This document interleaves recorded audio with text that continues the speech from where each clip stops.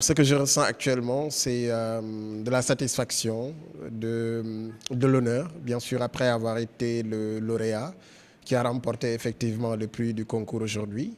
Et cela étant dit, j'ai eu à porter la voix pour parler sur les violences physiques ou bien, je dirais plutôt digitaux, parce qu'aujourd'hui, nous sommes sans savoir que le digital a su gagner beaucoup de place dans le quotidien des humains. Et donc, il serait important, dans le cadre aussi de ces séjours d'activisme, de militer pour ça.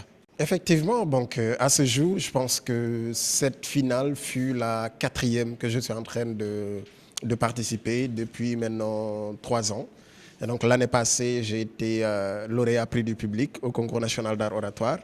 Puis j'ai participé également au concours international d'art oratoire où j'ai été finaliste, notamment pour les représentants du Sénégal au niveau de la France. Et puis je me vois aujourd'hui lauréat de cette finale organisée par ECAF.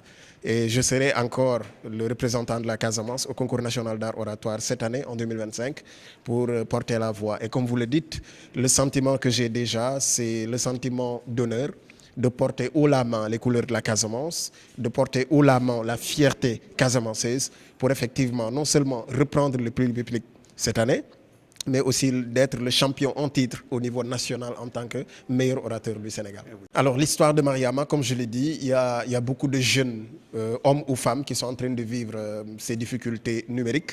Par exemple, dernièrement, j'étais en train de faire une vidéo où j'étais en train de voir un peu dans les commentaires et malheureusement, il y a eu des insultes. Et donc Mariama, c'était effectivement, bon, c'est pas son nom, parce que dans l'anonymat, il ne faudrait pas effectivement revenir sur le nom de la personne, mais une personne qui, jusque-là, les gens pensaient effectivement qu'elle était morte par des suites en accident, mais malheureusement, après son téléphone a montré qu'elle était victime de cyberharcèlement, de cyberviolence sexuelle et sexiste. Parce qu'effectivement, il y avait des nudes qu'il fallait être partagées, ainsi de suite. Et donc, quand elle traversait la route, dans sa tête, ça ne tournait pas rond, parce qu'elle était dépressive, elle était très traumatisée.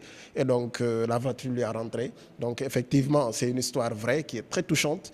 Et donc, notre voix, c'est de faire comprendre aux filles, c'est de faire comprendre aux garçons qu'il est important de se sensibiliser soi-même, d'avoir de l'autobienveillance numérique, mais aussi de pouvoir savoir bien gérer le numérique, parce que le sentiment derrière, c'est pour qu'il n'y ait pas d'autre Mariama.